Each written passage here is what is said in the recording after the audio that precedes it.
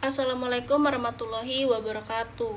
Salam, Om Swastiastu, Namo Buddhaya, dan salam kebajikan. Sebelumnya perkenalkan, nama saya Ella Elisa Jong. Saya dari Prodi S1 Akuntansi dengan NIM 231102436006.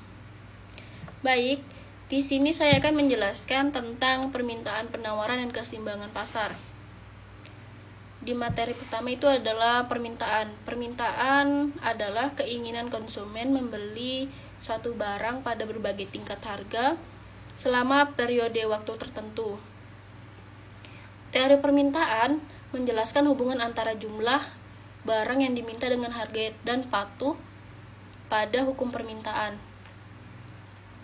Dan hukum permintaan menjelaskan tentang apabila harga suatu barang naik, maka jumlah barang yang diminta oleh konsumen akan turun. Dan ada beberapa faktor-faktor yang mempengaruhi permintaan. Yang pertama, harga barang itu sendiri. Yang kedua, harga barang lain yang terkait. Yang ketiga, tingkat pendapatan per kapita. Dan yang keempat, selera atau kebiasaan. Yang kelima adalah jumlah penduduk. Dan yang keenam, perkiraan harga di masa mendatang. Yang ketujuh, distribusi pendapatan. Yang kedelapan adalah usaha-usaha produsen meningkatkan penjualan. Baik, ada juga schedule permintaan. Suatu cara untuk menunjukkan hubungan antara jumlah barang yang diminta pada berbagai tingkat harga, yang ditunjukkan dengan tabulasi angka-angka, harga maupun jumlah permintaan. Fungsi permintaan yang dinyatakan dalam hubungan matematis itu adalah dengan faktor-faktor yang mempengaruhinya.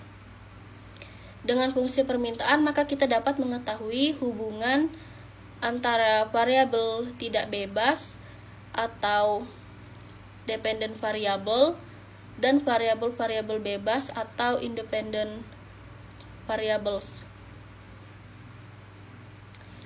Baik, lanjut lagi kita ke materi yang kedua, itu adalah penawaran. Pengertian penawaran adalah jumlah barang yang produsen ingin tawarkan atau jual pada berbagai tingkat harga selama satu periode tertentu. Dan faktor-faktor yang menentukan tingkat penawaran adalah harga jual barang yang bersangkutan serta faktor-faktor lainnya yang dapat disederhanakan sebagai faktor non-harga. Ada beberapa faktor-faktor yang mempengaruhi penawaran. Yang pertama, harga barang itu sendiri. Yang kedua, harga barang yang terkait. Yang ketiga, harga faktor produksi. Yang keempat, biaya produksi. Yang kelima, teknologi produksi. Yang keenam, jumlah pedagang atau penjual. Yang selanjutnya, tujuan perusahaan. Yang terakhir adalah kebijakan pemerintah. Baik, kita lanjut lagi ke materi yang ketiga, yaitu keseimbangan pasar.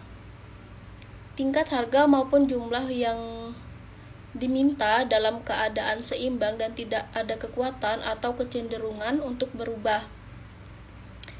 Dan harga adalah harga yang terjadi pada saat jumlah barang yang diminta sama dengan jumlah barang yang ditawarkan.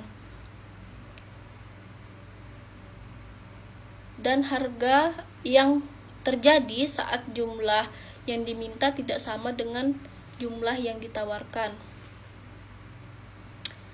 Dan banyak kegagalan pasar, yaitu informasi tidak sempurna. Yang kedua, daya monopoli. Ketiga, eksternalitas. Yang keempat, barang publik. Yang kelima, barang altruisme.